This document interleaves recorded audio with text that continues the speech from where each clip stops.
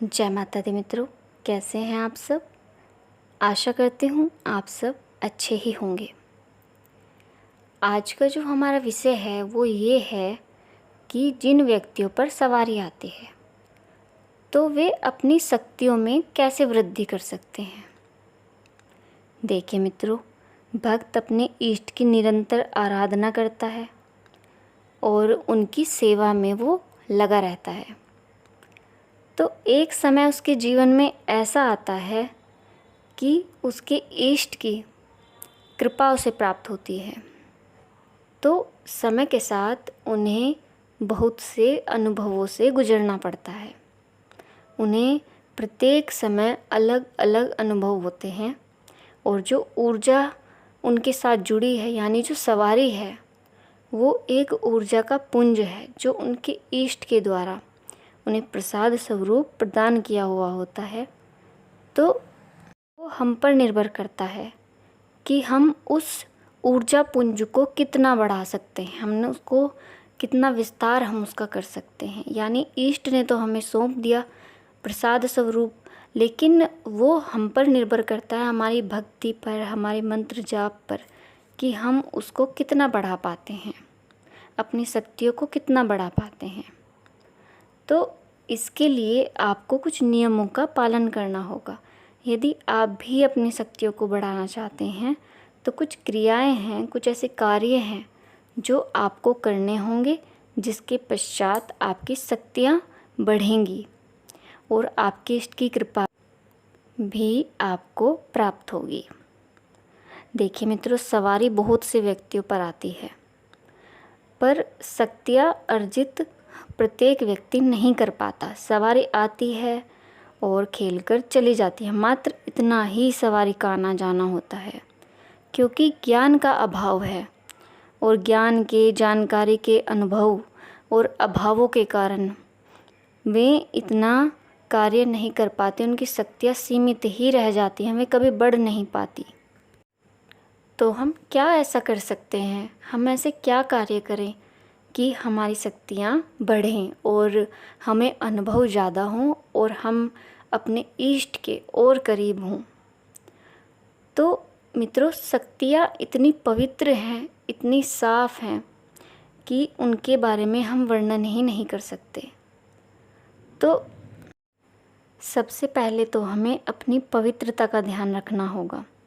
यदि सवारी हम पर आती हैं, सवारी हमारे साथ हैं, तो हमें अपनी साफ सफाई का अवश्य ही ध्यान रखना होगा। हमें पवित्र स्वयं को रखना होगा, और ये तन की ही पवित्रता नहीं, अपितु मन की भी पवित्रता से संबंधित है। हमें हर प्रकार से पवित्र रहना होगा ताकि वे शक्तियाँ हमारे साथ रह सकें सही तरीके से।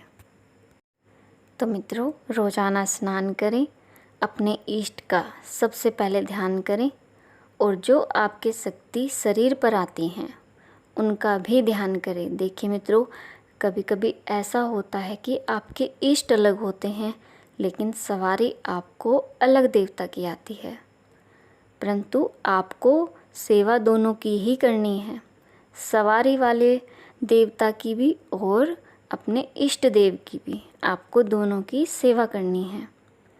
ऐसे बच्चे जो सवारी वाले हैं उन्हें सूतक पातक का ध्यान रखना होता है। वे कभी भी सूतक का भोजन ग्रहण नहीं करेंगे, उन्हें नहीं करना चाहिए, क्योंकि इससे आपकी सवारी बंधने के संयोग बनते हैं, जिससे आपकी सवारी की ऊर्जा कम होने लगती है। और सवारी देखिए शुद्ध रूप से चलती है, शुद्धता ही उसको चाहिए। यदि अशुद्धता भरे कार्य उसके साथ होंगे तो वो बंधने लगती हैं, उनके वचन झूठ होने लगते हैं। और मित्रों, अगला कार्य क्या है? अगला कार्य ये है कि लहसुन, प्याज, मांस, मदिरा का आपको सेवन कदापि नहीं करना चाहिए। और लहसुन प्याज की यदि मैं बात करूं तो कुछ व्यक्तियों के साथ ये होता है कि वे लहसुन और प्याज बंद नहीं कर पाते, वे बंद नहीं कर सकते, क्योंकि पूरी परिवार की परिस्थिति अलग होती है। वे लहसुन प्याज खाना चाहते हैं, परंतु आप आपको छोड़ना है तो आप अपने सामर्थ्य के अनुसार इस कार्य को करें। और मित्रों, जिन देवता की सवारी आप पर आती है, आपको उन देवता के आराध्य का भी ध्यान करना होगा।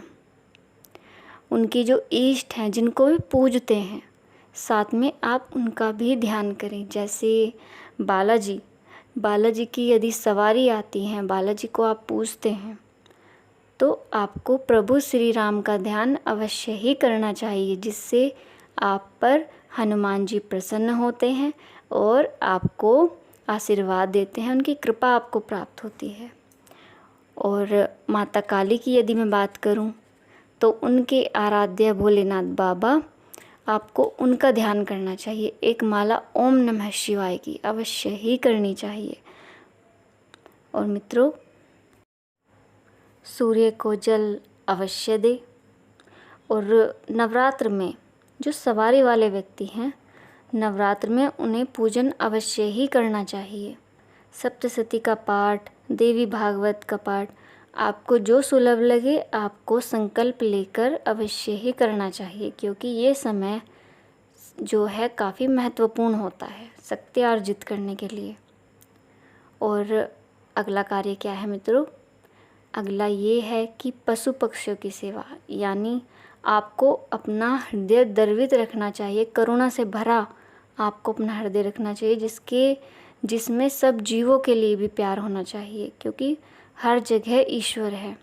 जैसे पक्षियों को आप दाना डाल सकते हैं, उनके लिए छत पर पानी रख सकते हैं, बाहर कुत्ते बिल्लियों के लिए पानी रख सकते हैं, उनकी थोड़ी बहुत खाने की व्यवस्था कर सकते हैं। यानी आप में यदि सामर्थ्य है, आप कर सकते हो दूसरे के लिए, तो आपको अवश्य ही करना चाहिए। आपको पीछे कभी भी नहीं हटना चाहिए। तो इससे भी आपके इष्ट प्रसन्न होते हैं, क्योंकि और कोई देखे ना देखें, आपके इष्ट तो आपको देख ही रहे होते हैं, तो उनकी कृपा आपको प्राप्त होती है और आपकी शक्तियाँ भी बढ़ती हैं। अगला कार्य ये है कि आपको कभी भी किसी से द्वेष नहीं रखना है। किसी के प्रति अपने मन में गलत भावनाएं नहीं रखनी है।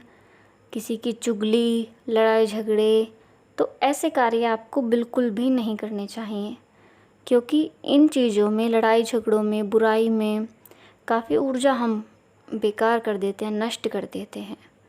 तो साधारण व्यक्ति आप नहीं होते, क्योंकि ऊर्जा आपके साथ जुड़ी हुई है, आप भिन्न हैं। तो ऐसे कार्य हमें नहीं करने हैं। हमें सबके लिए प्रेम ही रखना है, किसी के लिए द्वेष नहीं रखना।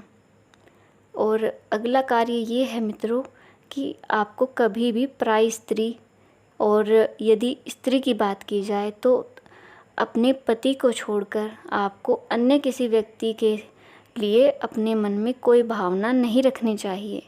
आप बचे इस चीज़ से, और इससे आपकी ऊर्जा जो है वो 0 लेवल पर आ जाती है। आपकी ऊर्जा कम हो जाती है, इतनी पावर उसमें नहीं रहती, यदि कार्य आप उचित तरीके से नहीं करते। और अगला क्या है मित्रों? अगला ये है कार्य कि घर में हवन अवश्य करवाएं। चाहे वर्ष में 2 बार ही करवाएं, परंतु अवश्य करवाएं। नवरात्र में यदि करवाएं तो काफ़ी अच्छा है।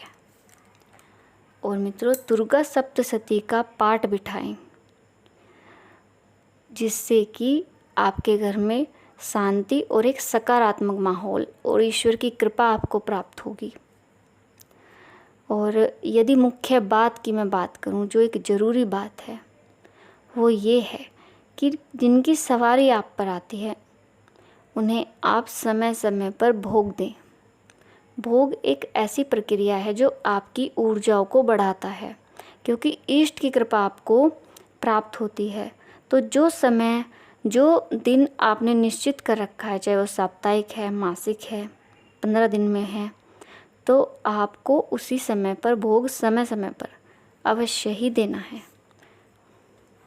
और मित्रों, यदि सवारी ने वचन घर में किए हैं, कुछ बातें सवारी ने बताई हैं और कहा है कि ये होगा, और वे सत्य हो गए, वो कार्य हो जाता है, तो माँ भगवती को धन्यवाद भोग अवश्य ही आप दें, क्योंकि ये भोग उस समय पर काफ़ी ज़रूरी हो जाता है, जिससे आपको कृपा माँ की प्राप्त होती है और आपकी ऊर्जा, आपकी शक्तियाँ बढ़ती हैं। क्योंकि माँ यदि प्रसन्न होंगी आप पर तो शक्तियाँ तो आपकी बढ़े।